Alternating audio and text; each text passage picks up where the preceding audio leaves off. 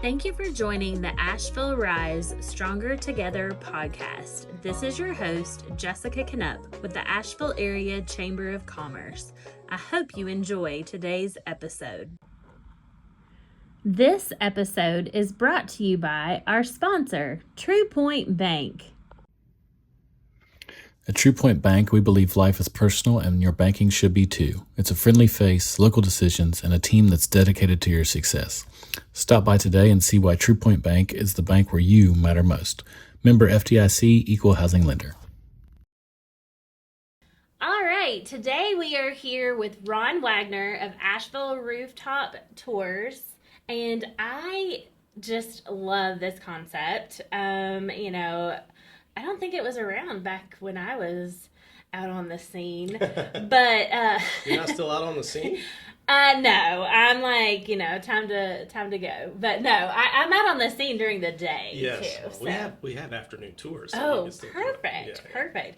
Well, tell us kind of like the concept and how you got involved and all the insider tips and what we need to know. Well, it's interesting. I actually saw one of the tours that Kay, the former owner, was leading several years ago. She founded the company in 2018. Mm-hmm. But before that, all of the rooftop bars are really less than 10 years old. Mm-hmm. Locals, you probably remember Sky Which Bar. Which is why I said I haven't been. So Sky Bar was a huge thing until I think 2006 maybe. Right. But that wasn't really a rooftop. That was, the side scaffolding on the Flatiron Hotel. But then the Montford opened. And I went to the Montford, and I used to go there a lot thinking, wow, this is just great. Why doesn't everyone have this rooftop? Mm-hmm. Well, people caught on. Right. So in the last 8 to 10 years, I think 8 or 9 have opened in downtown. Yeah. And I remember thinking it would be so fun to go with my friends on a rooftop bar crawl. Yeah. And you never do it. But I saw one of Kay's tours, and I was like, wow, that's such a great idea to take people to these rooftops because even if you're a local, you probably don't know they're there necessarily. Right, because we're so bad about taking advantage of where we live. Mm-hmm. Sometimes we're just like, oh, well, this is just everyday life for us. Yeah. Then we have so many cool things to experience. Right, here. And you hear about one third-hand second, well, I didn't know that was there, I didn't know that was there. Well, Kay said, we'll make a whole tour out of it, and since she opened the company, Wildwood's still opened, Soprano, there's so many new ones, and so, anyway, that's a long way of saying I always thought it was a great idea. Mm-hmm. And then my wife and I had a talk over the summer on a walk, and we've been talking about us maybe getting involved in our own company for a while, and we just decided to look. And I Googled businesses for sale near me, and it was the first thing that came up. And I said, wow, that's really crazy. And, I am a journalist by trade, a writer, marketer. So I couldn't really run a roofing company maybe I could, but it would be a whole different level of stress and having to pay rent, all these other things. But with that, I thought, wow, this is something I could get my head around. So I reached out to Kay and, one thing led to another. And, she, like so many businesses in Asheville, had been really impacted by Helene. She was shut down for almost 8 months. And I think she was really questioning whether she could even keep the company going, if she had the energy to keep it going. Right. And I understand that even more so now that I'm involved with it, because the work she did to build that company from the ground up is just really impressive.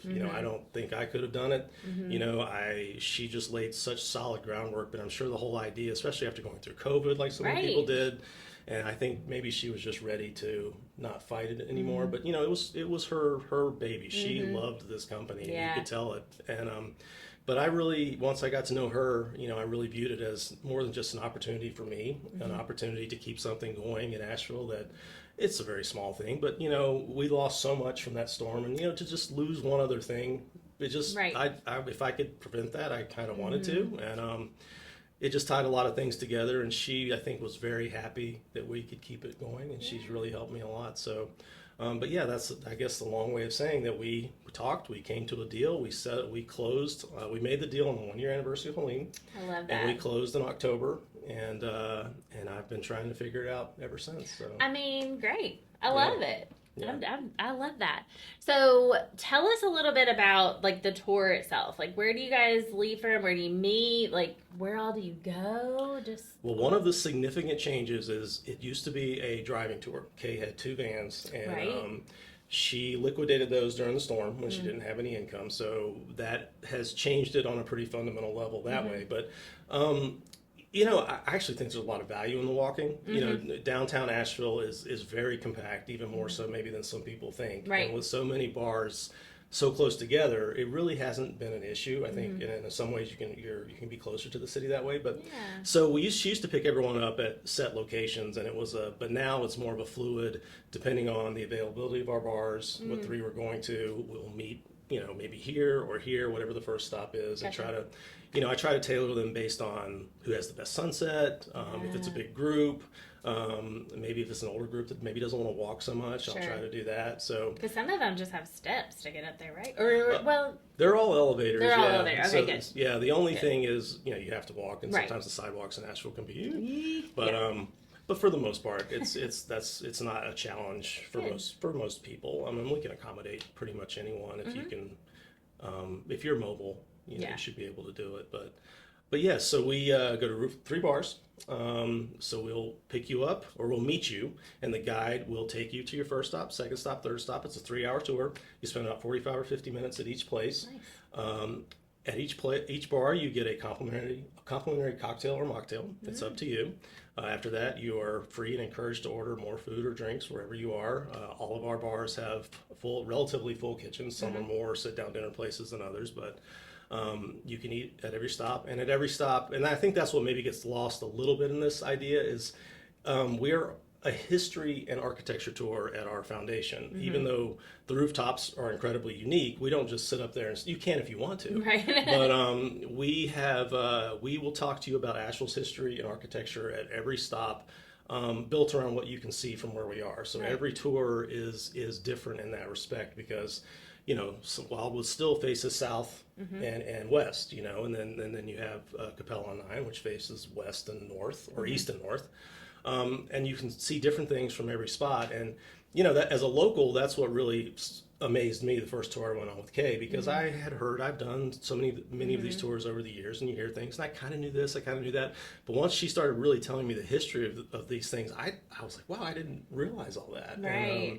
And, and why Asheville has such unique architecture for the Southeast especially, and it really does, and if you're from the South and you've been to cities all over the South, there's no place really like Asheville. No, there isn't. And, the buildings here are very special, and we talk about why we still have them, the history of those buildings, and what explains the 1920s construction boom that still defines downtown.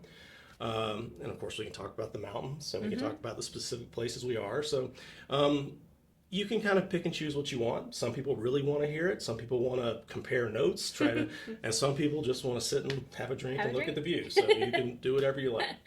Right. So you were talking about different groups. Like, what is the ideal size of, for people to come on the tours? We generally cap our tours at 10. We can go up to 12. Anything more than that is a private, and we can handle that too, but then you start getting more guides involved, and it requires more planning.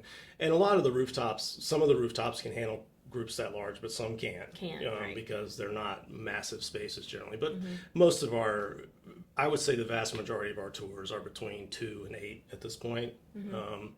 So it's more of an intimate thing. Right, yeah. You're not overwhelmed. And sometimes when you have too many people, it's also hard to hear. And you really do. It's an educational, tour as well. So yeah, when there's too many and you're in the back and you're I can't hear what they're saying. Yeah, and especially on a walking tour now, you have to make sure everyone is tourists. You have to remember they don't know where they are. Yeah. And, so if we have a 10 person or more, I try to join and just sort of keep things going smoothly. But so we make sure everybody's taken care of, even a larger group. So when you're selecting the 3 bars that you're going to, how does that change based on the season or the time of day? I mean, I know you were mentioning the sunsets, but can you pick which one when you're registering? Or if people request a particular bar, especially sometimes return customers will say, I loved this one, or I've never been to this one, and I can tailor it to that. But the vast majority of people really don't have any idea. So I I base it on walking. Like, for instance, I don't ever want to go end to end, even though end to end downtown from the furthest of our bars is 0.9 miles. Right. So, but it doesn't seem that way. I mean, like, I've done that before on, like, tours, and I was like, oh my gosh, I have to walk so far. But really, it's not that far. Well, I always compare it to, if you go to New York or any city like that, you get home and you look at your steps, you're like, wow, I walked 8 miles today. Right. So it's kind of like, it's all relative. It's all relative. But that said, I understand people they're doing this tour because they're not trying to get. Right. So I do a bit based on geography. I base it on sunset. They all have great sunsets, but some are better than others. So if you do our sunset tour, I will make sure you get as good a sunset as you can get. As I mentioned, the size of the group plays into it too, because if we have 2 or 4 people, I'll maybe lean towards a more intimate rooftop, and larger groups, I'll gravitate towards larger spaces. Right. We have a very interactive relationship with our partners. We go to, like I said, Capella on 9, Wildwood Still, Pillar, Hemingway's Cuba, Flatiron Rooftop, the Montford. And so I will say, hey, I have a group of 8. Can you take us at this time on this day? And if they can't, then they'll tell me, and I'll go to something else. So we are all very collaborative. It took a little while. I had so much going on, but I finally sat and met with everyone at the bars who run those bars, to get a better idea what they go through and how their schedules are. And they've been incredibly accommodating to us. And I like to think we have a good working relationship that helps everyone. So, and everybody, I try to keep everybody in the rotation, so we're all, all part of it as much as possible. I love that about our area too. We're so collaborative and, like really wanting to help support each other, especially with everything that we've been through between COVID, which was everyone, but then the hurricane obviously very much focused on our area. So I love that we, have those opportunities to really work together. So is there anything like insider tip or like a little like something you could share about one of the buildings that people might, just a little teaser if you want to. A little teaser. Well, I could tell you the Jackson building, which is the neo-Gothic, funky, pointy-speared building right beside Pack Square that you're like, why is that there? It is supposedly, and I've never found disproven this, it is the tallest, it technically counts as a skyscraper. I don't know how you define skyscraper, but it is considered Asheville's first skyscraper, Western North Carolina's first skyscraper. It opened in 1924, I want to say. It could be 26. But it is supposedly the tallest building on the smallest plot of land, I believe it, in the world. It's in the world, supposedly. Okay. But it is a very bizarre space if you look at it. It's I can't remember the exact dimensions, but the base of that building is super small. Oh yeah. And it actually shares the building next door, and they're tied together. So the elevator runs up to the 7th floor, but then they didn't go any higher with the elevator. Yeah. That's a crazy little thing. It is on a very small plot, and supposedly that's where Thomas Wolfe's father had I want to say a gravestone company. That was the original business on that site. And something a little more macabre, and I've never been able to prove this. I don't think it's true, but it does have a reputation for when the stock market crashed in '29. Multiple people supposedly jumped off that building and committed suicide to the point that locals put a bullseye down there. I don't really see how that's actually true, but it is a rumor, an urban legend. An urban legend. Yeah. I know. I went up there for a meeting one time. Gorgeous views. Yeah. However, the elevator was not. Luckily, it messed up, but I needed to go back down. So at least I didn't have to climb up all the steps. I'd much rather have to go down. But yes, it is beautiful up there. But yes, very like. Yeah, like right there on the corner. Super unique, But that's what's so great about this old architecture, And actually, I went to Paris for the first time back earlier in the spring, and you realize how, and anyone who goes to Europe sees that, but how little of that there is in this country, and just how back when people put personal detail on these buildings, and I understand the finances of why they don't do that, but it's so cool, and it's so great that these buildings got preserved here because, they're totally unique. It's like, let's just build it this way. You didn't have just a cutout of here's how you do it, and you can make 1,000 of them the same way, so you just have so much character. I know, and I love like when you do tours like this and you learn those little bits and pieces, and you might have driven by this building a gazillion times, and then all of a sudden you're like, oh, I never noticed this, but I've been by it so many times. But that's what I love about your tour and just the way we can help, our tourists, but and also our locals to be able to talk about it when they go places. I'm always telling people to come to Asheville and thanking the ones that come. So yeah. Well, is there anything that you would like to share, about the business, about Asheville, about what you guys maybe have coming up in the fall, or? Well, we actually have one concrete new thing we just started, a partnership with Asheville Wellness Tours. Nice. Which actually they had a bit of a partnership before with Kay. But we have sort of re-solidified that, got it going again. Good. So what customers can do is go to either one of our websites, and you can book the package. It's called the Mountaintops to Rooftops package, and you go on a yoga mountain hike in the morning, and then you come and do a rooftop bar tour in the evening. And so it's all combined, and we just had our first one last Saturday, and I think it went really well. Good. But that's a really neat idea, and to me it's a great way to experience a lot of different parts of the Asheville culture, because let's face it, the spirituality, the yoga, and all that's a big part of Asheville. Yoga. The goat. Nicole does goat yoga. Right. And she's actually already been on the podcast. I believe she was in our first season, actually. Yeah.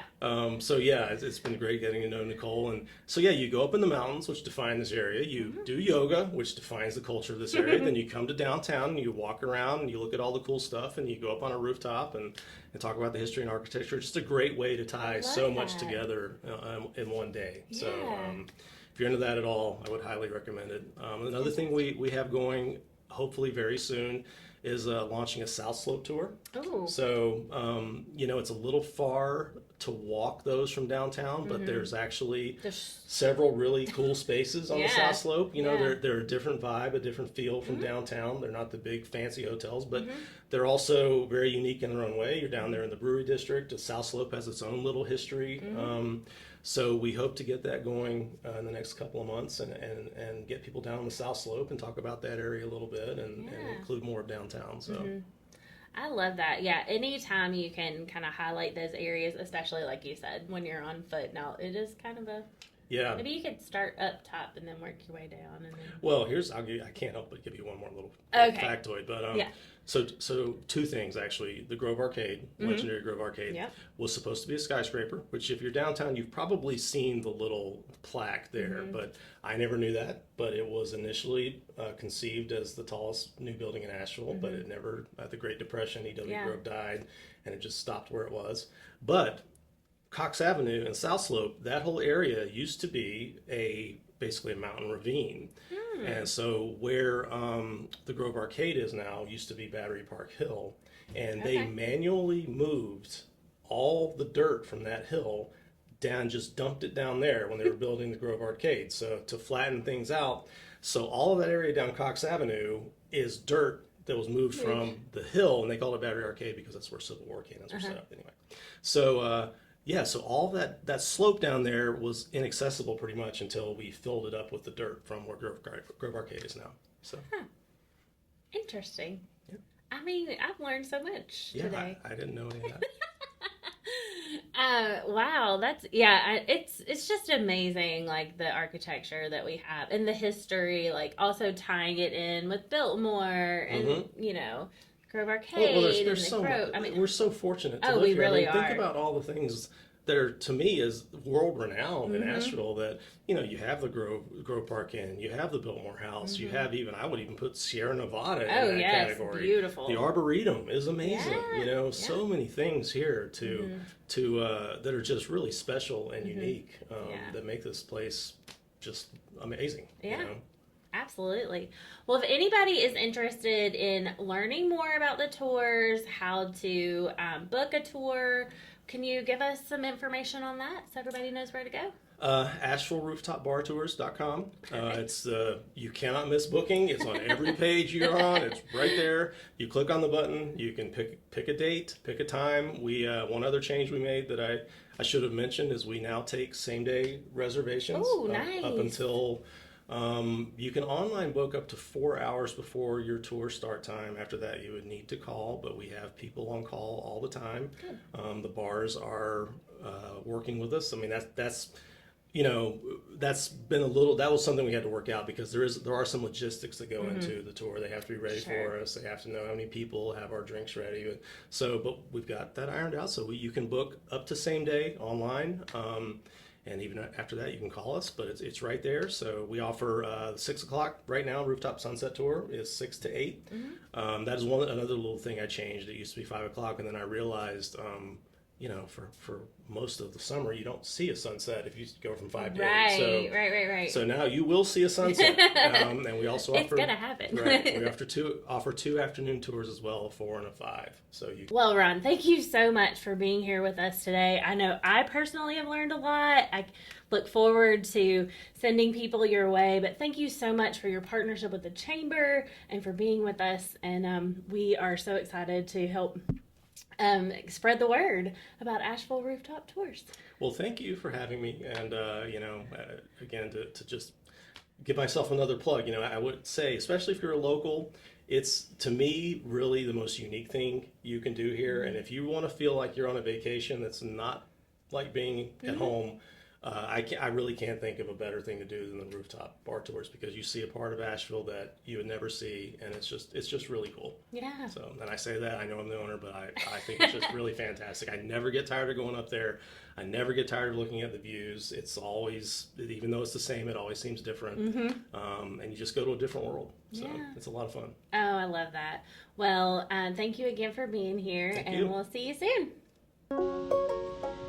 If you enjoyed today's episode, like, comment, and subscribe. To learn more about joining the Asheville Chamber, scan the QR code on your screen or visit ashevillechamber.org. Until next time!